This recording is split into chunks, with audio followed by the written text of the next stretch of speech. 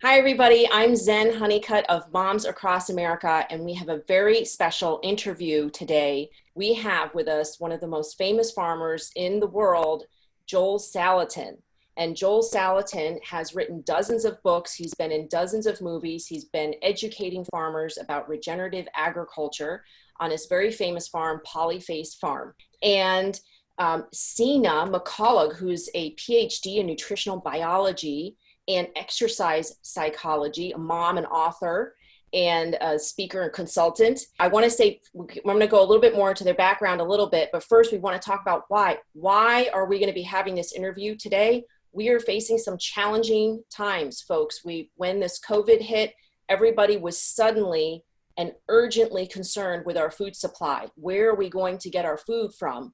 And everybody suddenly began to think about the access to food, the shortages of food, what type of food you have available, the nutritional quality of the food that's available at your local stores. And so the food supply is really foremost on our mind, along with all of the other chaos that's going on in the news right now. So we want to address challenges that are going on with the food supply today and how you can gain freedom and access to healthy, organically grown food. And who better to talk about that than with one of the world's most famous farmers, Joel Salatin, and nutritionist Sina McCullough, authors of the book Beyond Labels, which just came out on Friday. It's a fantastic book. And I want to say welcome and thank you so much for being on with us today, Joel. Welcome. Thank you. It's a delight and an honor to be with you, Zen. Yes. Great. And both from Virginia, and Dr. Sina McCullough, welcome to you as well. Thank you for being on. Thank you. Thanks for having us, Zen. Great. Okay. So first we want to address why Beyond Labels. How did this idea become born of you both doing a conversational book? It's a book that's written in a form of a conversation, which is really easy to read and fun. And you really get to hear your personalities come out from both of you. So how did this idea come about and what was the intention of this? So Joel and I, in our experience, we understand that labels are limiting. That the label shows you what they want you to see about the product. But in fact, there's a lot of loopholes, that are involved in these labels. There's a lot of misdirection. There's sometimes deception that's all intertwined in these labels. And so what we wanted to do was break it down and make it very simple for consumers and show them the truth beyond these labels, what's really behind that label. We wanted to expose that truth so that they didn't have to do all that research for themselves. And then we wanted to provide them with solutions, so how they can go beyond that label to find truly healing foods. Too, Zen, I think one of the points here is that think about labels that we have on people, introvert, extrovert, autistic, sick, fat, thin. I mean, there's a million, and we all know intuitively that everybody is way more than that label. But as soon as you get that label, that's all you think about. You don't think about all the nuances beyond that label. And so what we wanted to do was really dig in, as Sina said, to that issue of how much more is beyond that label than what you're seeing. So then I have to ask, Joel, how do you label, for instance, your eggs? What's on your package? Our package is that they're just eggs from pasture, pastured eggs. That's all we say. We don't say organic. We don't say GMO free. We don't say free range. The problem is that many of those kinds of things have become stilted in their own right. The average organic egg is raised in a factory farm. And so what we do then is use our transparent persona and messaging to round out a very minimal label because all the words are now kind of stilted. Well, what I love about that is that people buy your eggs because they're from polyphase farms, Right. because they have a knowledge of polyphase farms and what you stand for and your practices. Can you tell us a little bit about those practices? And then, Dr. Sina, I'd like you to address what's going on with eggs in the organic movement and elsewhere. But can you tell us a little bit about your practices at your farm? Yeah, well, sure. So on our farm, we're moving the animals every day or two to a new fresh area of pasture. And so rather than being in a stationary house, they get a fresh area of pasture that, by the way, has been probably grazed by cows or sheep a few days ahead of them to mow it down so there's actually multi-speciation and complex synergy among species. And all of these things have have benefits. That whole diversity relationship has benefits to the product. So we're moving them. We're moving them on fresh pasture, and of course, we use GMO-free local grains rather than imported organic. There are farmers that we can go visit and see, and so it's a very transparent thing.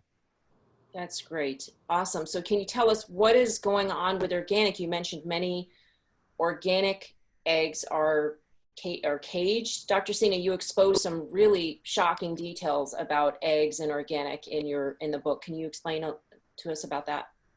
Sure, and then Joel can chime in. Joel's more the expert on the egg part, but I'll tell you what I know. So as Joel mentioned, a lot of these organic chickens they're not caged, but they're still in these houses crammed together.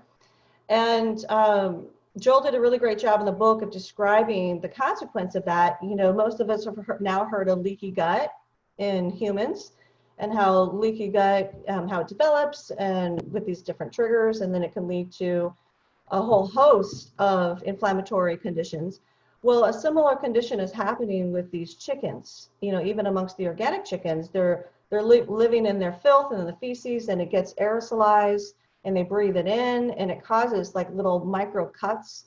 So it's similar to developing a leaky gut syndrome in the chicken. Which obviously leads to a whole host of pathogen invasion, which can get down into where the eggs are grown. So these chickens are actually sick, even though they have this organic label. And now not all of them, but certainly the ones that are going to be raised in that type of condition.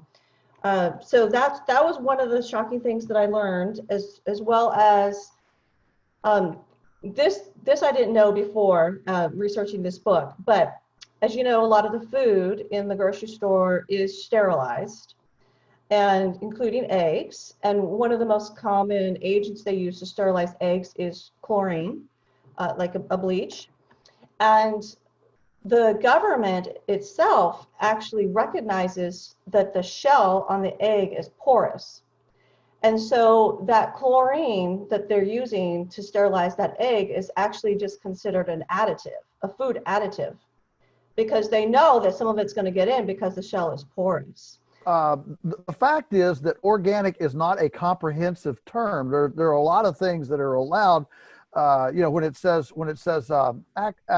access to range, doesn't mean they have to be on range, and it doesn't mean they have to have access all the time. So often these organic chickens are just in factory houses with a little strip around them.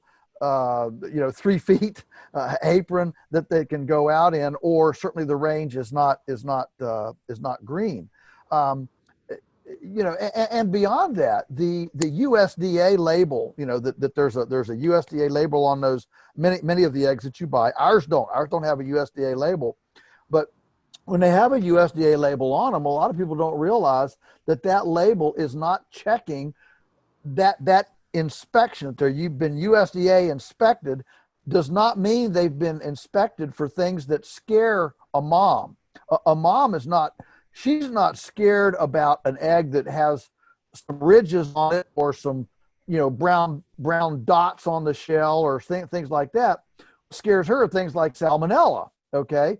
But the USDA does not inspect eggs for salmonella. All that inspection is if it says it's a large, are the scales correct? As your scale, are your scales correct? If it says it's grade A, well, it doesn't have any misshape. If it's misshapen, then it can't be a grade A. Or does it have, what size air cell does it have in it? It's those things. It doesn't check any of the things that people are fearful of. And that's where the label becomes a very limiting thing, because you assume you're being taken care of, and it's not taking care of you for the things that you fear. That's the point. Yeah. So for example, free range. The USDA's definition of free range means that an animal can move all their appendages to the extent of their maximum extenuation.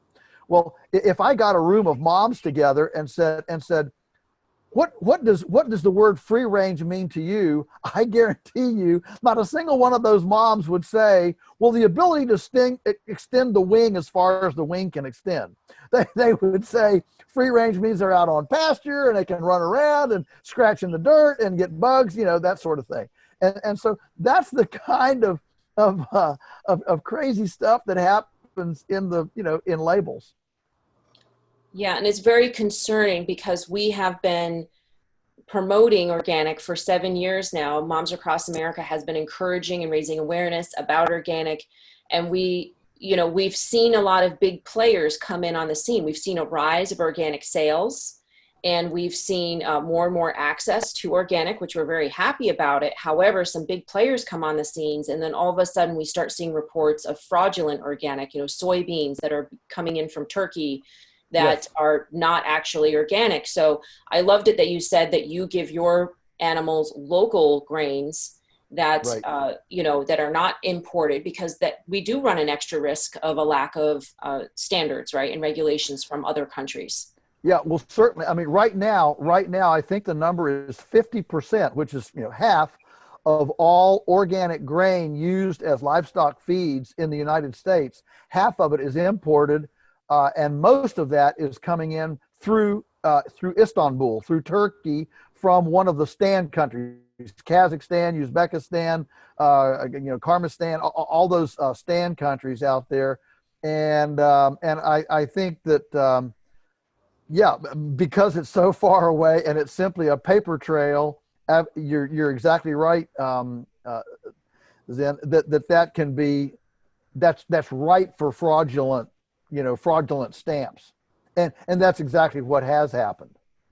Yeah, the Cornucopia Institute released reports on this, documenting, confirming with documentation all of this fraud that's going on, where a grain from one of these countries that, like Turkey, it's released from that country as conventional, and somehow by the time it appears at our shores, it magically turned organic. So we know that this fraudulent activity is happening. Okay, and so what do we do? What do you suggest? In your book, you take us through the steps of when you're in the grocery store, what to buy, and how to get beyond these labels. What do you suggest? I was going to let Sina start on the answer on this one, but I'm glad to start on, let her finish up. So that's why the book has this continuum, because frankly, neither Sina nor I is at a place of perfect paradise. If we say there's a perfect paradise out there, neither of us is there either.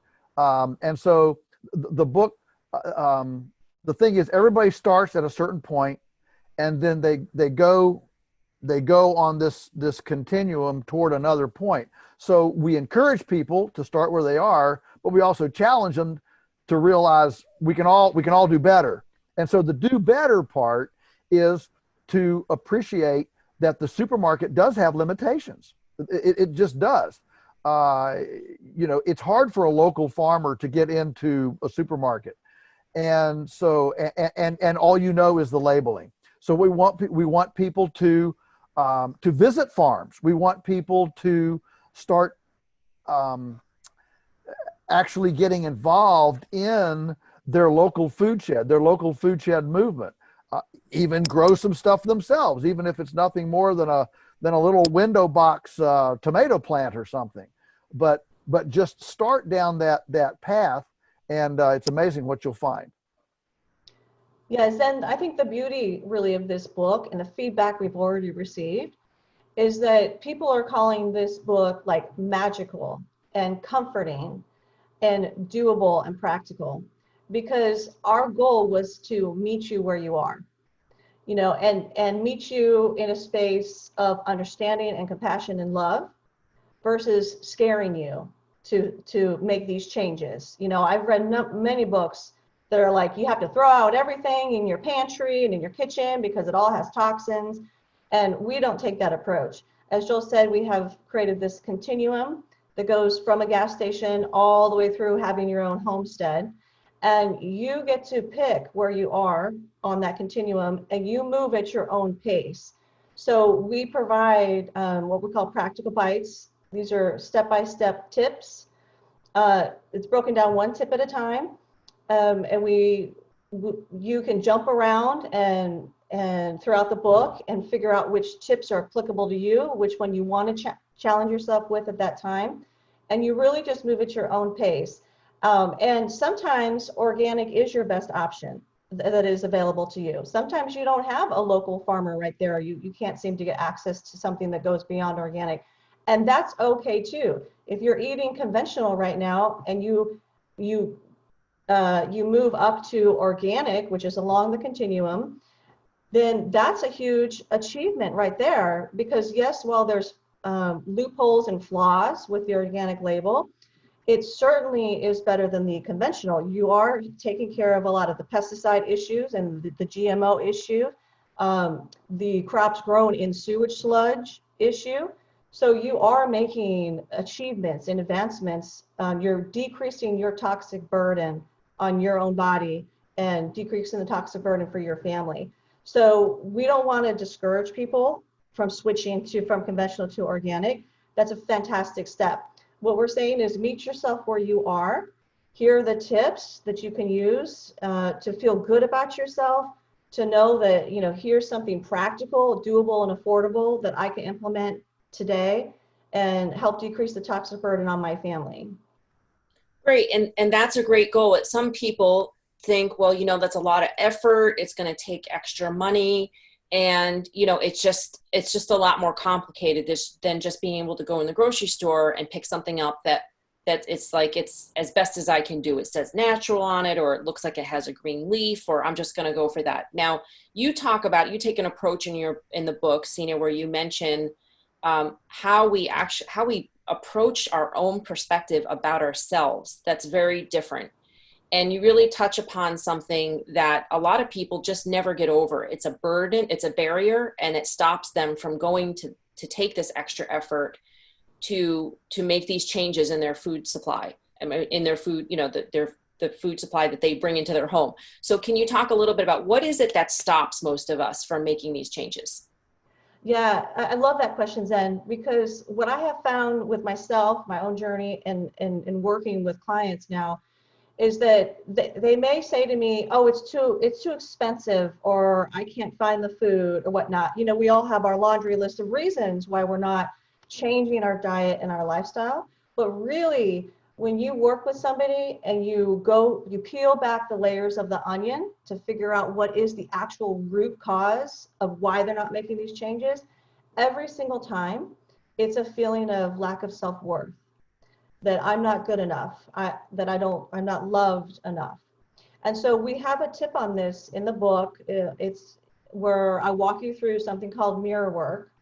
And it helps you to identify, is this something that you're experiencing, that maybe you don't recognize it, but deep down inside, you are experiencing that, you know, maybe based on childhood trauma, you know, maybe just feeling, maybe somebody put you down a lot, maybe you were bullied, you know, maybe a teacher didn't believe in you. There's all these things that is part of the labels that we put on ourselves, hence another facet of Beyond Label. And we carry these labels around with us since childhood accumulating more and more of these negative perceptions of ourselves.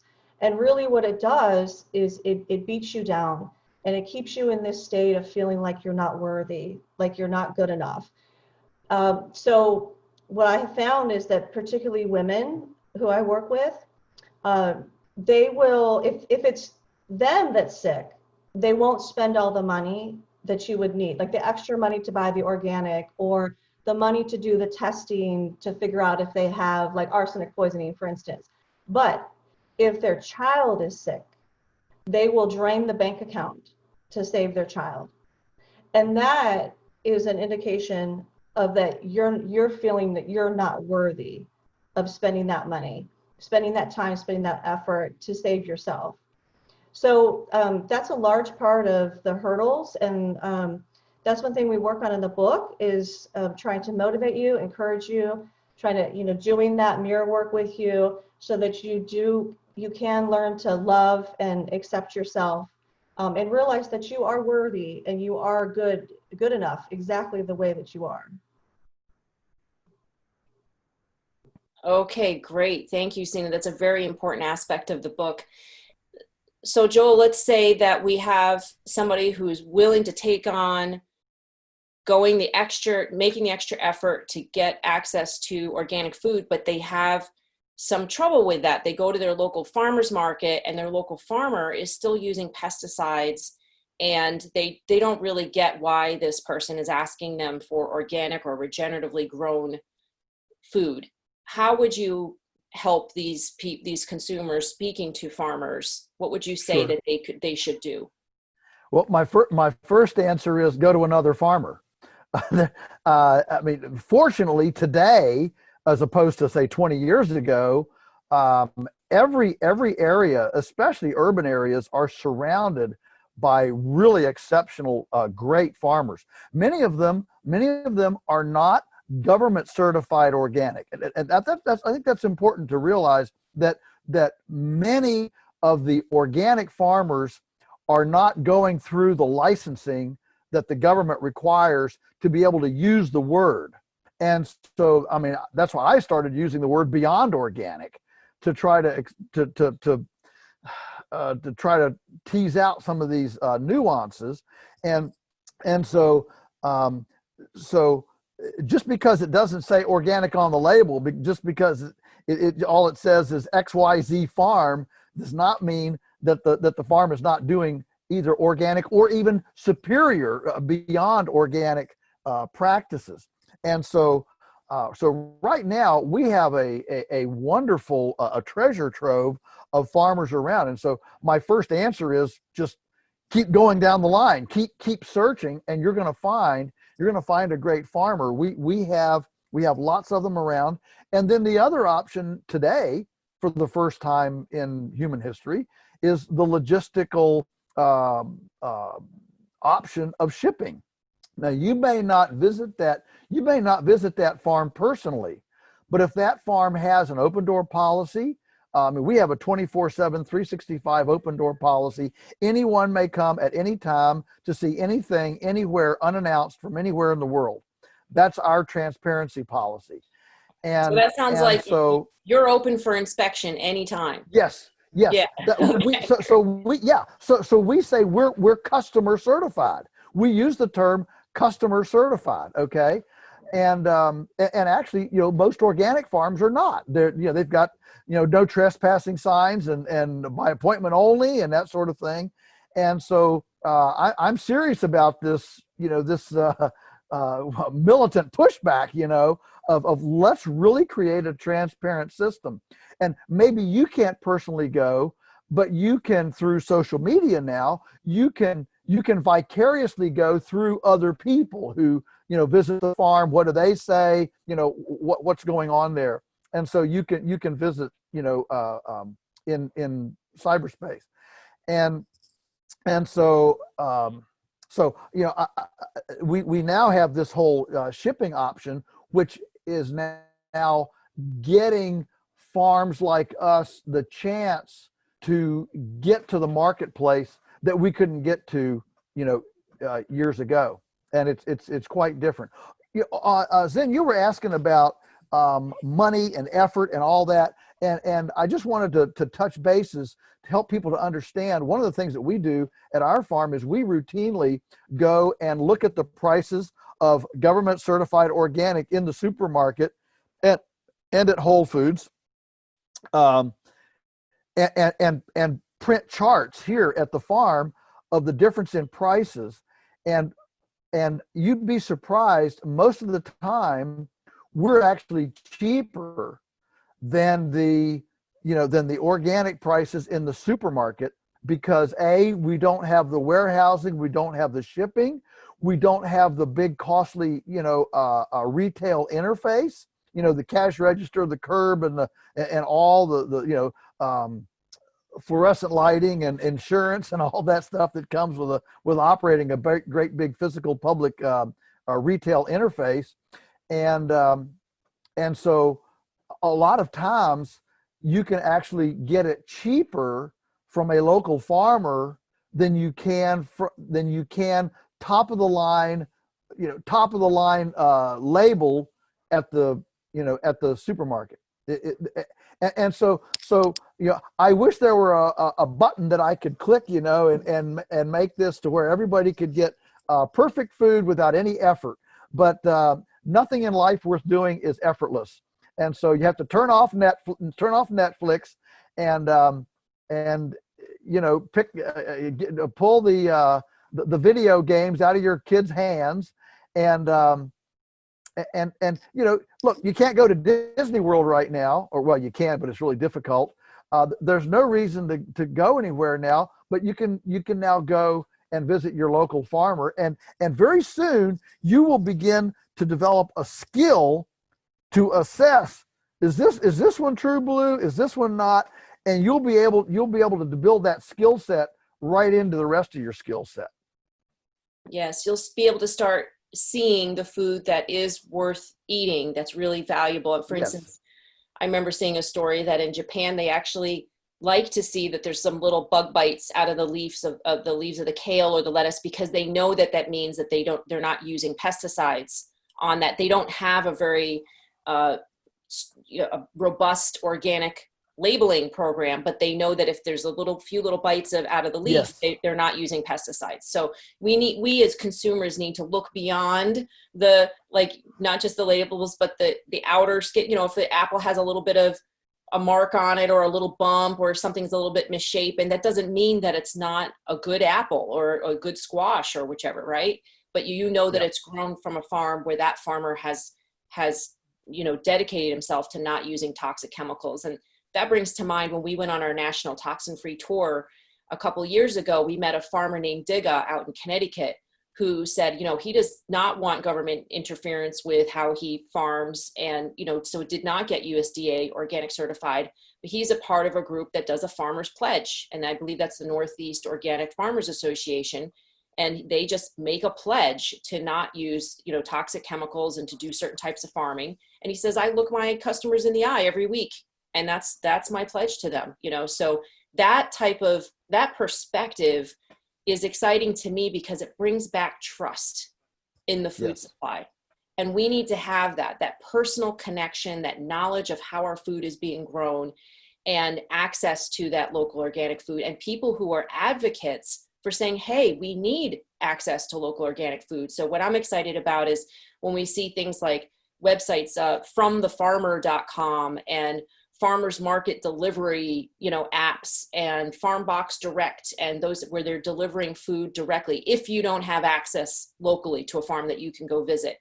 But I love that call to action. Go out and visit your farm. I don't know how many people have done that. We've done that. My family has, but I don't know, so many of my neighbors that have actually gone out and visited a farm. Well, there's never been a better time to do this. I mean, our little league, our soccer leagues, our gymnastics, our ballet, all these things are closed down now. The family's desperate for something to do. And I mean, on our farm, we've put out the plea to everybody, look, we're the place to come right now. Walk barefoot in the pasture, stick your hands in a compost pile, build your microbiome, and get out here on the land and enjoy it. We don't charge anything. You don't have to come out and spend anything. Most people do, but we don't. You don't have to charge it. We don't have an admission at the gate. You're welcome to come. That's And very generous. a lot of farmers are like this, and so let's take advantage of this pause button in our frenetic, hectic life, and let's invest in our own information base to get more authentic food into our kitchens.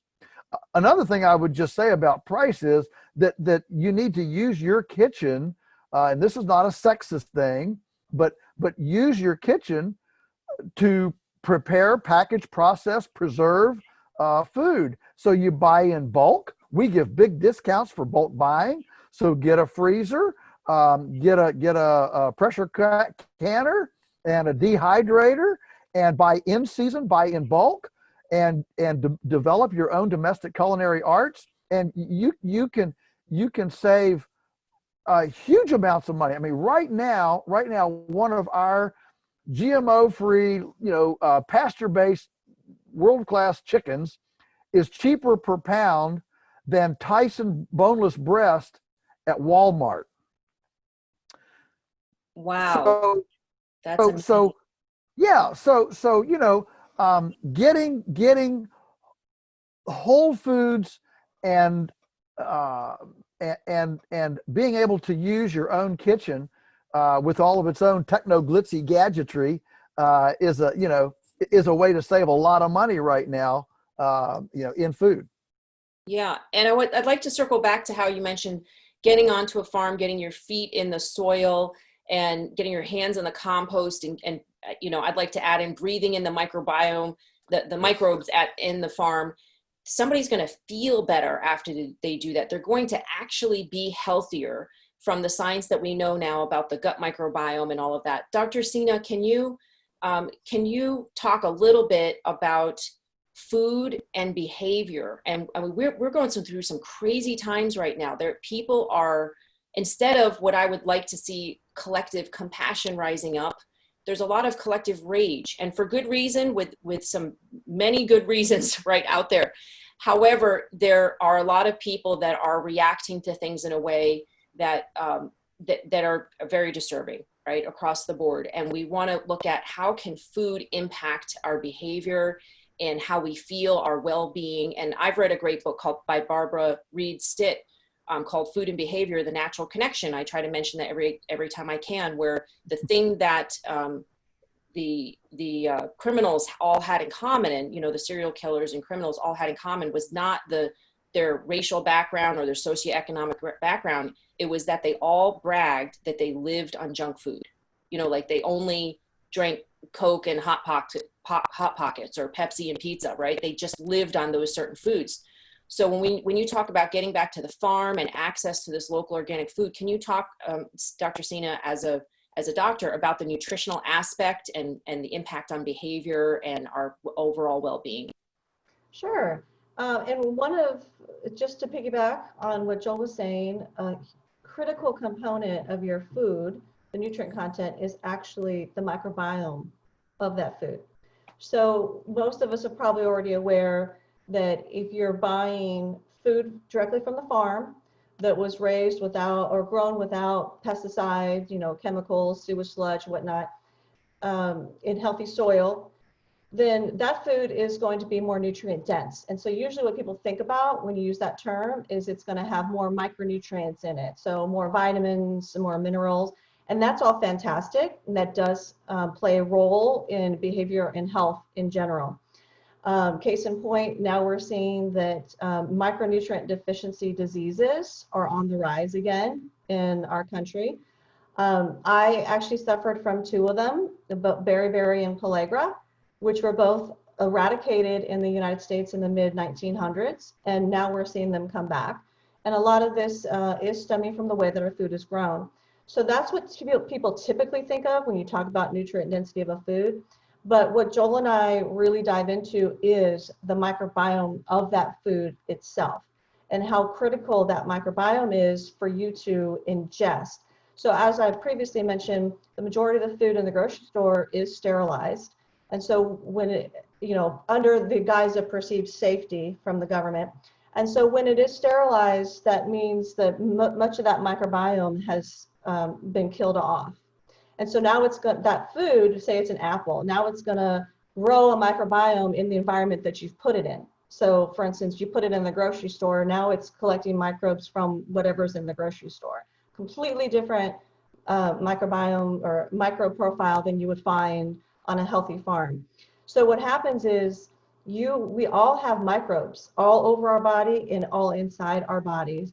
And these microbes not only help you digest and make different nutrients, throughout in parts of your gastrointestinal tract, but now we're learning that these microbes are critical for every single function in your body, that they are like little conductors and they orchestrate how this organ is going to work. They orchestrate how the liver is going to detox, if you're consuming glyphosate, for instance. So they're major players in your health and well-being. And they impact how you think as well, right? The neuron connections in your brain and your decision making, your responses, whether you're fight or flight syndrome, right? They impact decision making as well, don't they? Oh, absolutely. So not only do they impact the way every organ functions, but they impact the way you think. There's more, if you think about them communicating with your brain, so in your gut, think about the microbes sending messages to your brain and then your brain sending messages out to your body to tell it what to do. There are substantially more lines of communication going from your microbes to your brain than there are your brain going out to your body. So meaning it's very critical that you have the right composition of microbes. So when we say robust microbiome, we not only mean the number of microbes that you have in your gastrointestinal tract, but the type of microbes. And there's one estimate that came out saying that it's likely because of the types of foods that we are eating, like these sterilized processed foods that you mentioned, and all the antibiotics we're using, like the antimicrobial soaps and hand washes and whatnot, we're sterilizing our bodies. And those microbes are part of you, right? There's an estimate that you have like 9 bacterial cells for every 1 human cell. And these are just estimates, of course, but clearly we are more microbe than human. So when you eat these sterilized foods, when you wash your hands with these antimicrobials, when you consume antibiotics, which is another big problem in the food supply, is the amount of antibiotics. Yeah, which glyphosate is an antibiotic, by the way. It's a patented antibiotic, and that's in the majority of our conventional foods. Whole nother show, but yes. But that's exactly right. We talk about that in the book too, that when you're eating these conventional foods and they have even a small dose of glyphosate on them, you're taking a daily dose of antibiotics. So you are literally killing pieces of yourself every time that you ingest these foods. Right. And these chemicals that kill off the microbiome are also doing that in the soil, right? So if we're eating food that comes from soil that's been depleted, Joel, do you want to address the soil a little bit, and then? Well, sure. Yeah, I'm just chafing here, ready to jump in. It doesn't take a rocket scientist to understand that if you are dumping things that end in CIDE on the soil, herbicide, pesticide, grubicide, rodenticide, okay? If you are assaulting the soil with that level of dishonor and disrespect, and then you're assaulting the plants and animals that grow on it with factory farming and airplanes running across, spraying toxins on it. If you're assaulting that much life, I would suggest doing violence to that much life. It's not a stretch to realize why, when that is what you eat, you are going to become a more violent human being. That whole spiritual, psychological, abusive, violent psychology is going to translate into what you eat. And so what we want is we want farms that are havens of life, that are havens of rest, that are havens of respite, that when you walk onto that farm, you feel immersed in a womb of caress and nurturing. And that then translates absolutely into the food system. Yeah, what I'm hearing is when the chemical companies decided to declare war on bugs and weeds after World War II, Right. because they couldn't use those chemicals, and you touch upon this in warfare anymore, then that violence is getting transferred into our society, right? But on regenerative organic farms and biodynamic farms, they nurture life, they nourish life, and then that therefore then shows up in our food and in the human population. So I love that perspective where we really need to distinguish between the two of them, and where are we getting our food and what's happening to it, and what type of, culture has been, are they trying to kill everything off and then just give us the remnants, of what's left over, like this shell of a corn that barely has any nutrients in it at all? Or is it something that's been nourished and nurtured? And then that way we can look for it in our local food supply and also be able to grow more of it ourselves. Sina, looks like you wanted to add in something. Yeah, if I can just add, let's tie this back, because I love where you're going with this. Let's tie this back into the microbiome. So exactly what you're saying, you change your behavior and you change your health status by the composition of your microbiome. So it's estimated that the average American has lost about 30% of the diversity in their microbiome. I mean, 30%, that's huge.